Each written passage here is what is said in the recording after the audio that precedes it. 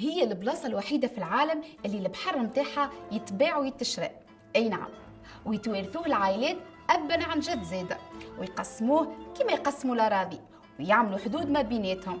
كي تعاركوا عليها تتدخل المحكمة، كل واحد يقول البحر هذا ملكي. البلاصة هذه هي جزيرة قرقنة في ولاية صفاقس.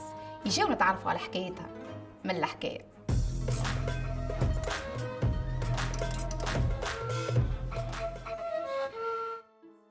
حكاية الأملاك البحرية في قرقنة حكاية قديمة، اختلفوا المؤرخين في تاريخها. ناس تقول ترجع للقرن الثاني بعد الميلاد، وناس تقول اللي الحكاية ترجع للقرن ال16 وبالتحديد في فترة حكم البي مراد الثاني. الحكاية هذه بدات وقت اللي صار هجوم من أهل البر على جزيرة قرقنة، فكولهم فيها أملاكهم اللي كانت بالنسبة لهم كل شيء. أهالي قرقنة ما لقاوش حتى حل، كتبوا رسالة وبعثوها للبي يتشكاو فيها من الظلم اللي صار عليهم ويطلبوا منه باش يتدخل. البي مراد الثاني ما كانش من العكسي، وكتب وثيقة قرر فيها باش ترجع الأملاك للقريقنة، وأكثر من هذا أعطاهم الحق باش يقيدوها بصفة رسمية باسمهم. الوثيقة هذه كان اسمها وثيقة الملكية الشرفية.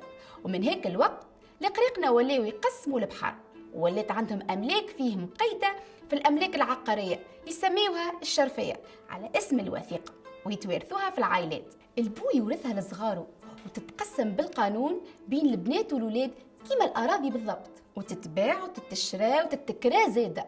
وكيف تصير مشكلة على الحدود بين الجيران تتدخل المحكمة وتحكم بيناتهم. الشيء هذايا صار أكثر من مرة في محكمة صفاقس. الحكاية في الوقت هيك انتشرت ووصلت للشابة واللوزة وحتى الجربة. تقسيم الحدود في هالأملاك مش سهل ومش حاجة عادية، يستعملوا فيها الجريد اللي يشريوها بكميات كبيرة وبأسوام غالية برشا. الحكاية هذه تصير تقريبا كل عام باش الحدود تقعد مريقلة وما تطيحش. يقول القائل شنو يعمل بها القرقني هالأملاك؟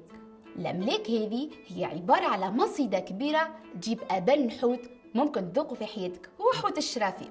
المصيدة تتبنى بعيد على الشرفية بأعواد جريد، يعملوا كثنية للحوت توصلوا للشرفية وتخليه يدخل بالسيف لبلاصة يسميوها الدار، ومن الدار للحجرات لين يوصل للدرينة اللي تجمع فيها الحوت أيامات ويقعد صايم ما غير حتى ماكلة لين تنضاف معدته كاملة. بعد يخرجوه يتاكل وتلقى فيه بنة ما تلقاهيش في الحوت الآخر. الغلاء متاع بنيان الحوت متاع هالأملاك كل عام من جهة، والبالانسيات اللي تخدم وسط البحر من جهة أخرى، خلت الناس تتخلى على الصيد بالشرافي لخاطر ما عادش يجيب فلوس. فيهم اللي خلاها متروكة رغم اللي هي مقيدة باسمه في عقارات الدولة.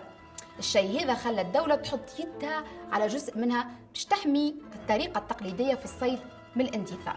هيك علاش بلدية قرقنة كل عام تعمل مزاد علني تكري فيها الشرافي، واللي ولا عليها إقبال كبير برشا، وبدات ترجع لها قيمتها التراثية بشوية بشوية. تراث يناديو به برشا ناس باش ما تضيعش تقعد ميزة لهالجزيرة المزيانة. وانتم كان تعرفوا حاجة على جزيرة قرقنة كتبوا هنا في كومنتير.